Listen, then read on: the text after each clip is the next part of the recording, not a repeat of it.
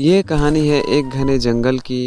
इस जंगल में कई प्रकार के पेड़ पौधे और पशु पक्षी रहा करते थे। इसी जंगल में एक बेहद गरीब मानव चिड़ा रहा करता था। मानव चिड़ा के माता पिता की मृत्यु कुछ दिन पहले ही हो गई थी। मानव चिड़ा बहुत भूख से परेशान था, लेकिन उसके घर में खाने के लिए एक भी अनाज के दाने नहीं थे। हे भगवान, अब मैं क्या करूं? अब तो मेरे घर में एक भी अनाज के दाने नहीं हैं और मुझे जोरों की भूख भी लगी है।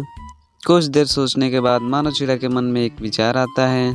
कालू कौवा खेत में तो बड़े बड़े टमाटर लगे हुए हैं। मैं वहां जल्दी से जाता हूं और टमाटर खा के अपना पेट भर लेता हूं। मानव चिड़ा कालू कौवा खेत में जाकर जल्दी जल्दी से टमाटर खाने लगता है। मानव चिड़ा तो अभी टमाटर खा ही रहा था, तभी वहाँ पे कहीं से कालू कौवा आ जाता है। क्यों रे, चोरी करने के लिए तुझे मेरा ही खेत मिला था क्या?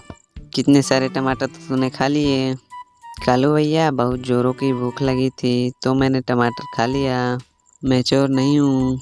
दूसरों की चीजें बिना पूछे खा लेना ये चोरी नहीं तो क्या है? तो उससे अच्छे तो भिखारी हैं जो कम से कम मांग कर तो खाते हैं। मानव चिड़ा वहाँ से लज्जित होकर अपने घर पर आ जाता है। पेट की भूख के लिए इतनी बेइज्जती होगी वो कभी सोचा नहीं था। मैं क्या करूँ, कहाँ जाऊँ, कोई काम भी नहीं मिलता। वह अपने घर में कुछ देर बैठकर सोचता रहा, फिर पेट की भूख ने उसे बैठने नहीं दिया और वह जंगल की तरफ निकल पड़ा। उसे कहाँ जाना है उसे पता नहीं था, बस चलता गया। बहुत दूर जाने के बाद उसे एक गुच्छेदार फलों का पेड़ दिखाई दिया। ऊपर वाले का शुक्र है, यहाँ मैं इन फलों का स्वाद तो चख ही सकता हूँ। अरे वाह, ये तो लीची का पेड़ है। बस फिर क्या था, मानव चिड़ा ने लीची के गुच्छे तोड़े और उन्हें खाना स्टार्ट कर दिया। अरे वाह, ये लीची तो बहुत मीठी है। किसी ने सच ही कहा है, सब्र का फल मीठा होता है। हिम्मत और मेहनत का भी फल मीठा ही होता है मेरे दोस्त। अरे वाह, तुम तो बोल सकते हो। मैं मेहनत करना चाहता हूँ पर मुझे समझ में नहीं आ रहा है कि मैं क्या करूँ। मैं जानता हूँ कि तुमने अपने जीवन में बहुत सारी कठिनाइयों का सामना किया है। उन्हीं कठिनाइयों ने तो तुम्हें मजबूत बना दिया है। तुम अच्छे से यहाँ खाली खेतों में मेहनत करो, सफलता तुम्हें अवश्य मिलेगी। उसके बाद मानव चिड़ा ने वहाँ खेतों में अनाज और सब्जियाँ उगाना शुरू कर दिया और अपने रहने के लिए एक छोटा सा घर भी बना लिया। मानव चिड़ा अपने खेत में उगाए हुए सब्जियों को बाजार में बेचने लगा। ऐसे ही करते करते उसे अच्छा खासा लाभ होने लगा था और उसकी हालत सुधरने लगी थी। लेकिन एक दिन जोरों से बरसात होने लगी। चारों तरफ पानी ही पानी हो गया और मानव चिड़ा की फसल बर्बाद हो गई। बाढ़ का पानी मानव चिड़ा के घर तक आ गया था। अरे बाप रे, इतना पानी! अब तो यहाँ से निकलने में ही भलाई है। मानव चिड़ा फिर से उस लीची के पेड़ के यहाँ जाता है और अपनी सारी बातें बताता है। उसके बाद पेड़ से एक तेज प्रकाश निकला और मानव चिड़ा के लिए पलक झपकते ही एक शानदार सा घर बनकर तैयार हो गया। अरे वाह, तुम तो एक जादुई पेड़ हो। हाँ मेरे दोस्त, मैं एक जादुई पेड़ हूँ। तुम मेरे ऊपर से जितनी चाहो उतनी लीची तोड़ सकते हो, ये कभी खत्म नहीं होंगी। उसके बाद मानव चिड़ा ढेर सारी लीचियाँ तोड़कर बाजार में बेचने लगा और अच्छे से अपना जीवन जीने लगा।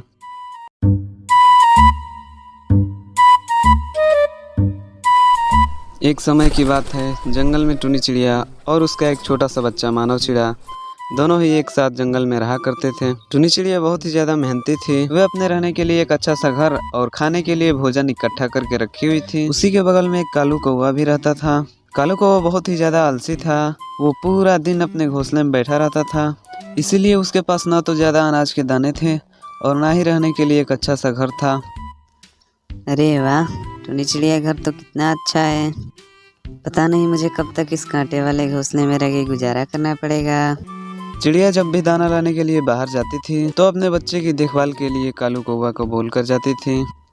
कालू भैया, मैं दाना लाने के लिए बाहर जा रही हूँ, आप मेरे बच्चे का ध्यान रखिएगा। ठीक है चिड़िया बहन, तुम दाना लाने के लिए बाहर जा सकती हो, मैं तुम्हारे बच्चे का अच्छे से ध्यान रखूंगा। चिड़िया जैसे ही दाना लाने के लिए बाहर जाती, कौवा मानव चिड़ा को हटाकर खुद ही उसके बिस्तर पर बैठ जाता था। ऐसे ही जब टुनी चिड़िया एक दिन दाना लाने के लिए बाहर गई होती है तो एक चील अचानक से उस पर हमला कर देता है और टुनी चिड़िया की मौत वहीं पे हो जाती है। कौवा जी, मम्मा अभी तक वापस क्यों नहीं आई? आपको जंगल में जाके देखना चाहिए। अरे नहीं नहीं, जंगल में एक इधर उधर चील घूम रही है, कहीं उसने मुझ पे हमला कर दिया तो? इसी तरह से कई दिन बीत जाते हैं, लेकिन चिड़िया घर वापस नहीं आती है। कालू कौवा ये बात पूरी अच्छे से समझ जाता है कि जरूर उसे किसी न किसी चील ने मार डाला है और वह घर पर कभी भी नहीं आएगी। कालू कौवा यह बात सोचकर बहुत ही खुश हो जाता है। फिर वह मानव चिड़ा को भी उसके ही घर से उसको बाहर निकाल देता है और फिर उसके ही घर में वो आराम से रहने लगता है। मम्मा आप कहाँ चली गई? कालू कौवा ने मुझे घर से बाहर निकाल दिया। अब मैं क्या करूं? अब तो मेरे पास खाने के लिए भी कुछ भी नहीं बचा है। इसके बाद मानव चिड़ा फूट फूट के रोने लगता है। इसके बाद उसके सामने एक जादुई तोता आ जाता है और बोलता है, अरे मानव चिड़ा, तुम इतनी देर से क्यों रो रहे हो? अपनी समस्या बताओ। मैं एक जादुई तोता हूँ, मैं तुम्हारी सारी समस्या हल कर दूंगा। इसके बाद मानव चिड़ा अपनी सारी समस्या उस मिट्टू तोता को बताता है। अरे ये तो बहुत बुरा हुआ तुम्हारे साथ। अभी तो तुम बहुत छोटे हो, ऐसे तो तुम भूख से ही मर जाओगे। इसलिए मैं तुम्हें एक जादुई छड़ी देता हूँ। इससे तुम जो भी मांगोगे वो तुम्हें बड़ी ही आसानी से मिल जाएगा।